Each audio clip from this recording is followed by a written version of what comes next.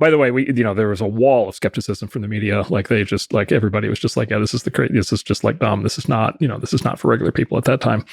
And so you had to think through that. And then look, it was still hard to get on the internet at that point, right? So you could get kind of this weird bastardized version if you were on AOL, which wasn't really real, or you had to go like learn what an ISP was. In those days, PCs actually didn't have TCP/IP drivers come pre-installed, so you had to learn what a TCP/IP driver was. You had to buy a modem. You had to install driver software. I have a comedy routine I do. Something that's like 20 minutes long, describing all the steps required to actually get on the internet at this point. And so you had to look through these practical. Yeah. Well, and then speed, performance, 14.4 modems. Right, like it was like watching, glue dry. And so you had to. There were basically a sequence of bets that we made where you basically needed to look through that current state of affairs and say, actually, there's going to be so much demand for that. Once people figure this out, there's going to be so much demand for it that all of these practical problems are going to get fixed.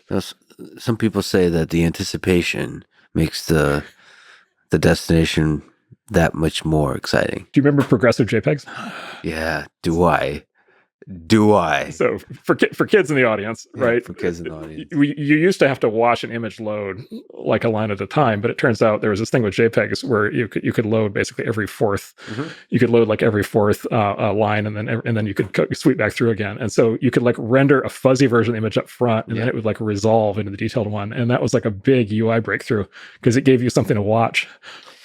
Yeah, and there's applications in various domains for that. Exactly.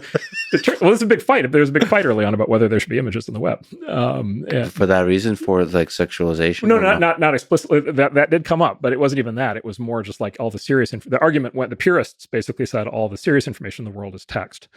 If you introduce images, you basically are going to bring in all the trivial stuff. You're going to bring in magazines and all this crazy, just stuff that people it's going to distract from that. It's going to go take away from being serious to being frivolous.